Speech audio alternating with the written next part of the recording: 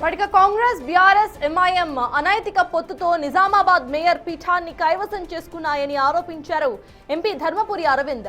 3 పార్టీలు ఒకటైతే mayor, deputy mayor పదవులను బీజేపీకి దూరం చేశాయని అన్నారు.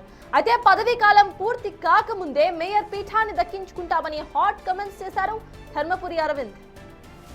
ఇందూరులో భారతీయ జనతా పార్టీని ఓడగొట్టడానికి ఒక అనైతిక పొత్తుకి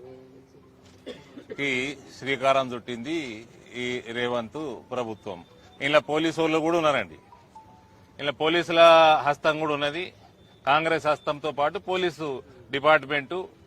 నేను పోలీస్ డిపార్ట్మెంట్ అన్నప్పుడు ఓవరాల్ మొత్తం డిపార్ట్మెంట్ పెట్టాల్సిన అవసరం లేదు. కొందరు రంగు పూసుకొని తిరిగేటోళ్ళు వాళ్ళు ఉన్నారు. వాళ్ళు కూడా టీఆర్ఎస్ అభ్యర్థిని ఎత్తుకపోయి కాంగ్రెస్ క్యాంపులో కూర్చోబెట్టడానికి పూర్తి మద్దతు ఇచ్చారు. ఇది ఇందూరులో ఒక అనైతిక పొత్తుతోటి most popular party Bharatiya Janata party అభ్యర్థుల్ని స్వల్ప మెజారిటీతోటి ఓడించడం జరిగింది. ఈ ఎలక్షన్ అరవింద్ ధర్మపురిగా చెప్తున్నా, ఈ టర్మ్ కంప్లీట్ కాదు ఎలక్టెడ్ బాడీది. బిఫోర్ ద టర్మ్ దీన్ని రివర్స్ చేసి చూపిస్తాము. ఒక ఇందూరులో